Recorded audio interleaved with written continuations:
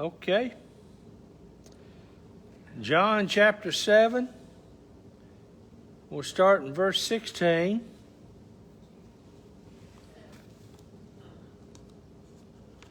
John 7:16.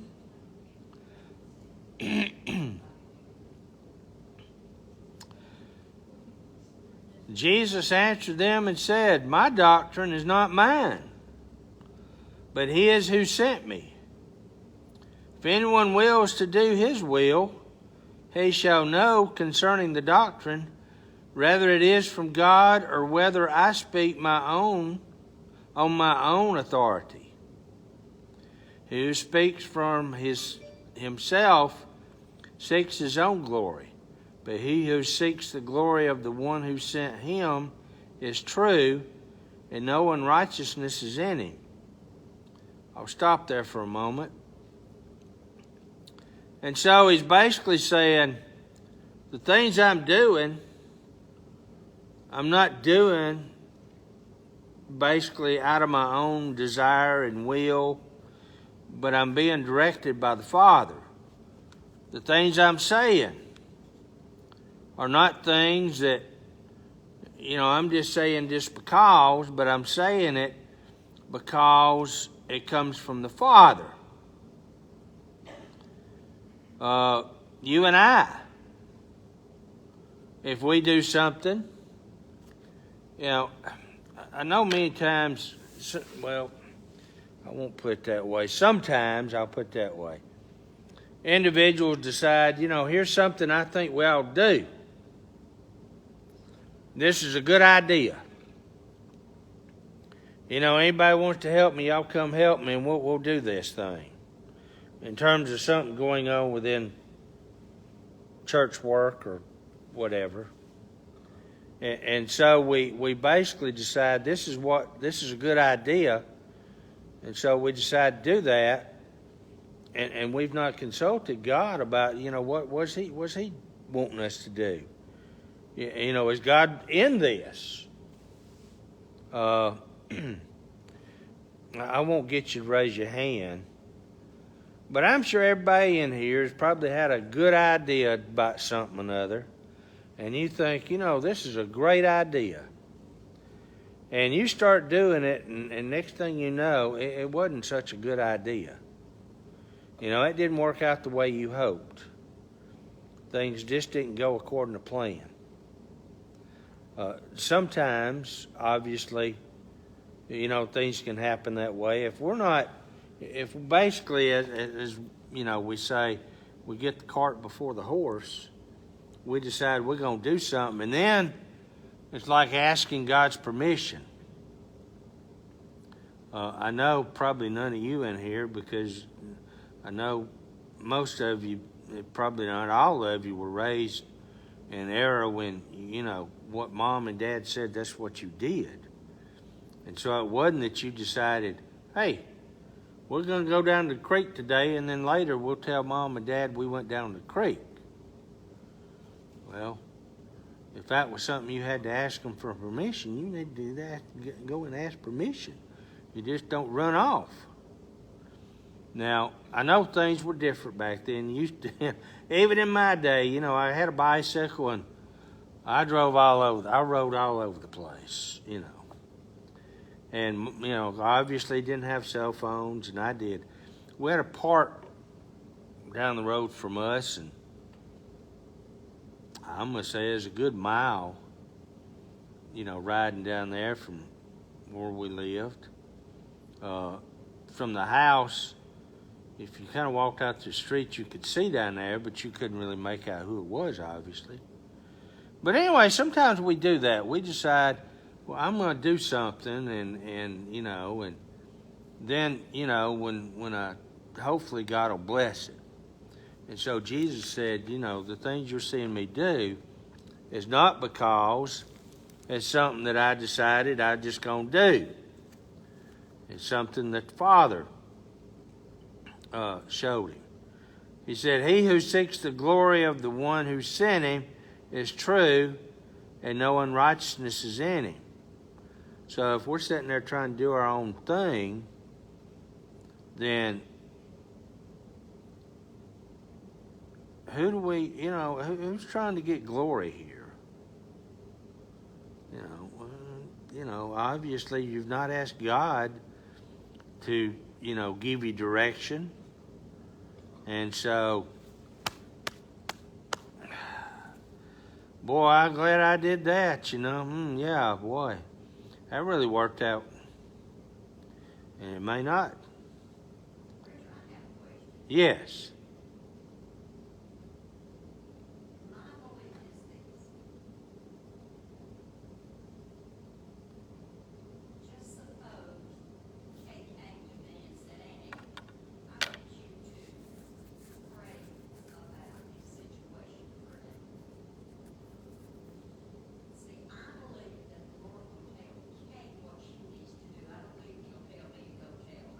Uh-huh.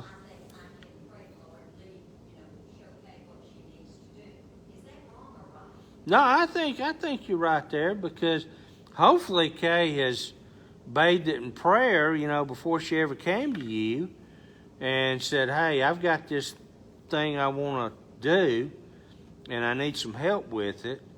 And, we're not talking about setting flowers out, obviously. I mean, we're talking about something that, and so hopefully she would have bathed it in prayer and then come to you. And, certainly you can pray for her, and, God would continue to give her guidance and those kinds of things.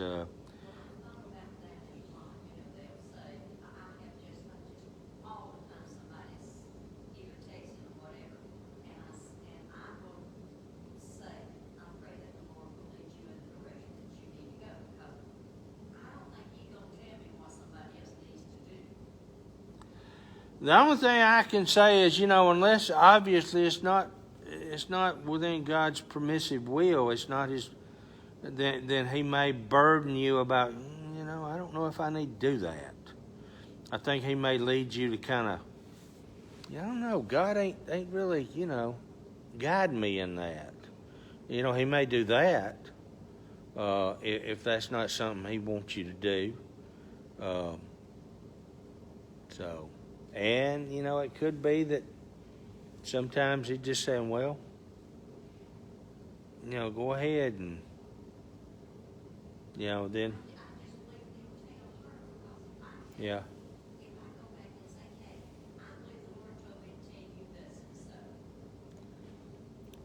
Well, yeah, and she could.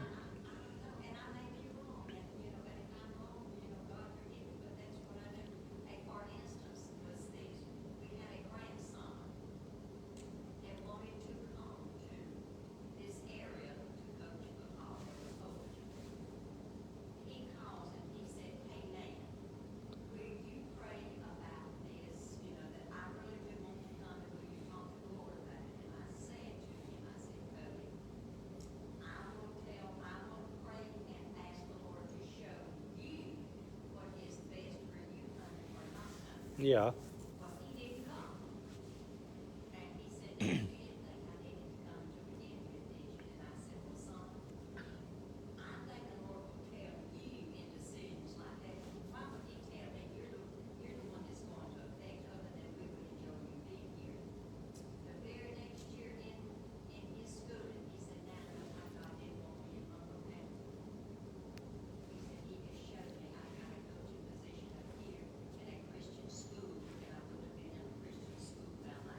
Hmm.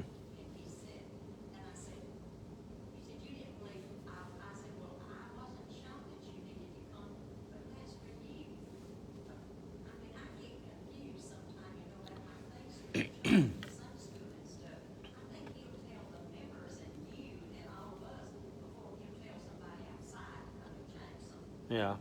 Well, now, I don't know if this is, kind of in line with what you're thinking or not. Now, sometimes, obviously, let's say that Kay is thinking about something.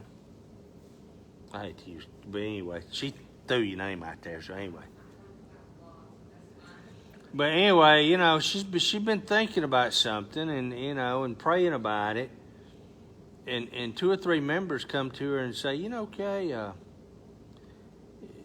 and maybe she shares with them what she, and maybe, people might say, I've been thinking that myself, or I've been feeling that, or whatever. So, and so many times the church can help individuals with what God may be leading them to do. It's like,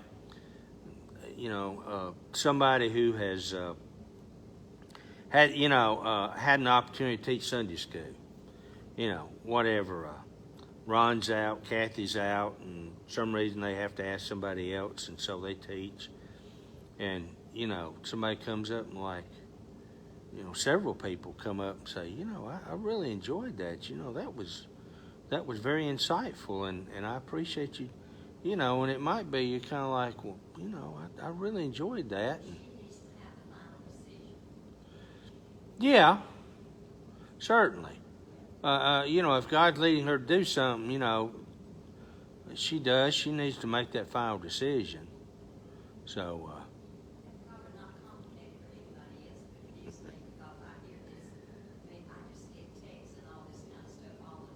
right.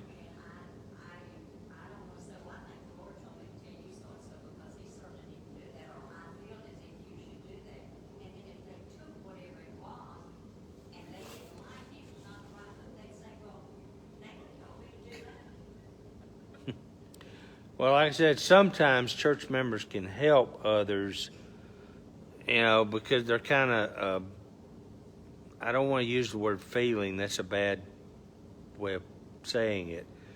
But they're kind of being led that way, and with a few words of encouragement. And I'm not saying you necessarily say, hey, you need to teach. But like I said, I really enjoyed that, and that really was insightful, those kinds of things. And that person may be like, I really enjoyed teaching, and maybe God's wanting me to teach. And so with those encouraging words, it may be that they're like, I think that's what God wants me to do. And like you said now, obviously it's their decision. You can't tell them, God told me you're supposed to teach Sunday school. No, I don't agree with that either. But, to encourage someone, well, I guess I did kind of do that myself, though. I won't say who or what, but there was an individual that was serving on a committee, and they were thinking about quitting. And I looked at them and I said, no. I said, that's your gift. And so y'all may think I'm wrong, but I know that's that person's gift, and I think they would be wrong if they quit. And they didn't, but I just really believe that that's their gift, and they were going to be wrong. Do what? I'd hope so, but anyway, but I appreciate that comment. That was very insightful. Thank you. Okay. Anything else before I move on? Okay. Verse 19, did not Moses give you the law? Yet none of you keep the law. Why do you seek to kill me? Now, I really like this next statement. I mean, I know it seems odd, but the people answered and said, you have a demon who is seeking to kill you. So, here Jesus is saying, Moses gave you the law, but you're not keeping it. Now, he's about to tell them why he said that. But, then he says, why are you, trying to kill me? Of course, his time was not at hand. And then instead of them, I guess a lot of people do this, I didn't say that, it wasn't me, you got demons trying to kill you. It's not us. Man, you're mistaken. I don't know what you're trying to say, but we're not out to get you. Obviously, Jesus knew. I mean, we see example after example where Jesus knew the thoughts of these people, and he knew, what they were thinking and everything. So, for them to say, No, it's a demon. That's not us. It's a demon trying to do that to you. Well, Jesus wouldn't have said that if he obviously knew that their intent was to kill him. And so I just thought that was not funny, but just interesting, because how many times people will try to shift the blame. I used to have a neighbor. Every time he got in trouble, he would blame somebody else. He never took responsibility for his own actions. It's always somebody else. Somebody else did this. The reason I'm going through all because somebody else did it. And unfortunately, I think that same sort of stuff is still going on today. People do something and it's somebody else's fault. Kids are really notorious about that. It's their fault. They did something, and next thing you know, one of the kids hits the other one, but it's the other's fault. My mom used to say, now, my brother, I hope he don't watch this, but my brother would kind of pick at me. Now, he's 2 years younger, but he'd kind of pick at me. Finally, I had enough, and I don't know what I did, but I would obviously retaliate. And of course, Mom would come in there and she'd get on to me because, I hurt her baby. I did something to retaliate, but he's the one that and then later, at some point, she realized that my brother was the instigator. But anyway, and so my brother's basically, it's his fault. But it wasn't. So anyway, well, why did Jesus say you're not obeying the law? Well, because you move on down to verse 21, Jesus answered and said to them, I did one work, and you all marvel. Moses, therefore, gave you circumcision, not that it's from Moses, but from the fathers, and you circumcise a man on the Sabbath.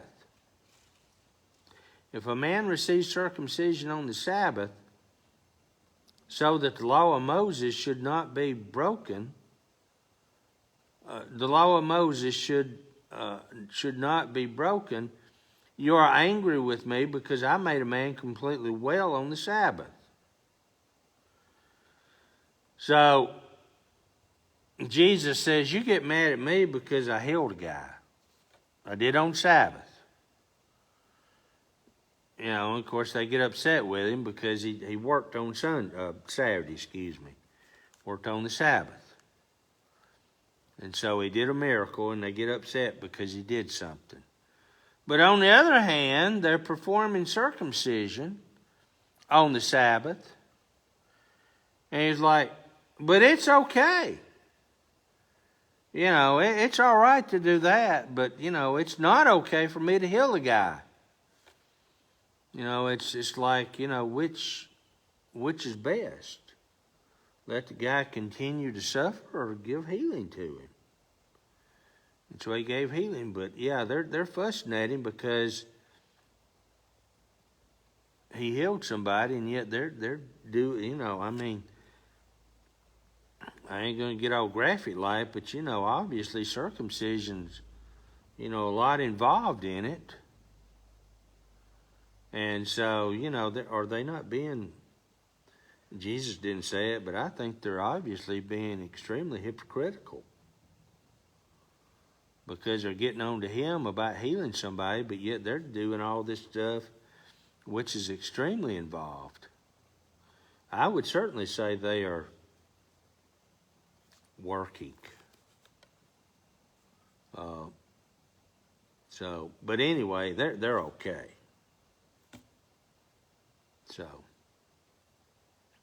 And so he says, do not judge according to appearance, but judge with righteous judgment.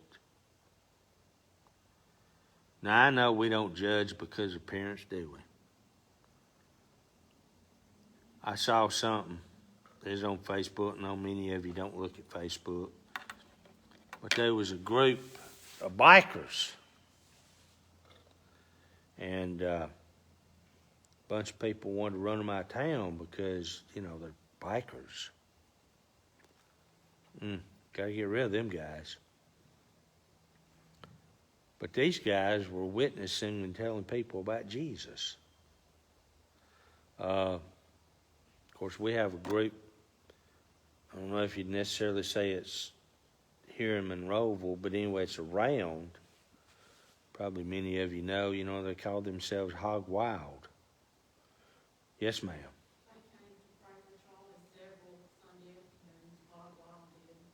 Yeah? Are they?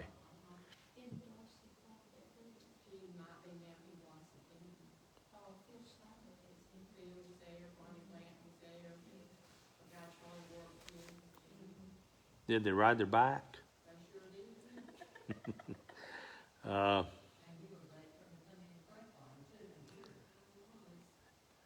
But yeah, some of you may not know him, but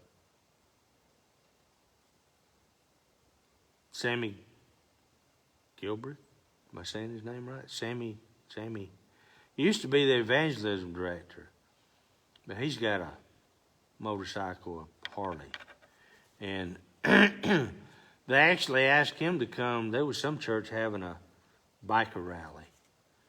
They actually asked him to come, and of course he wears his leathers and do-rag and all that stuff. He just sits down right there in the middle of all of them, Finally, somebody said, Brother Sammy's going to come speak. And of course, he gets up and he's got all his, motorcycle stuff on. But,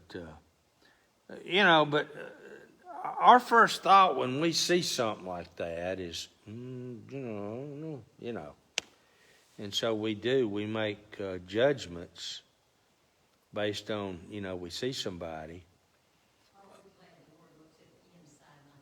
Absolutely. I had a guy, I needed him to take me to work one time.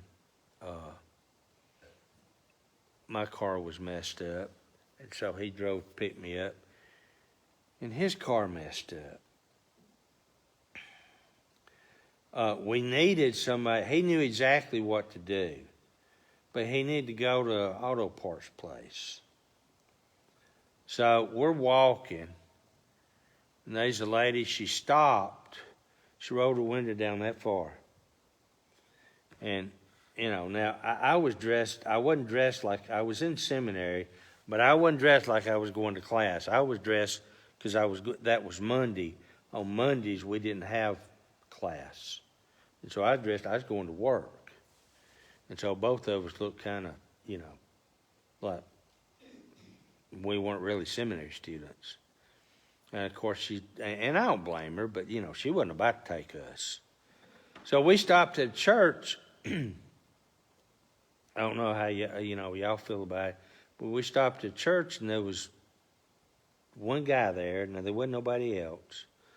And I don't know if he was, just saying this because he was afraid, scared death was going to hit him in the head and take his money or something. But he's like, I can't leave. There ain't nobody else here. I can't leave. We just wanted to ride down the auto parts store. But he wouldn't take us because, like I said, we looked like we were, been working. And that's the way we were. So many times we make judgments based on the way people look. And I'm like Annette, I'm glad God looks on the inside, not the outside.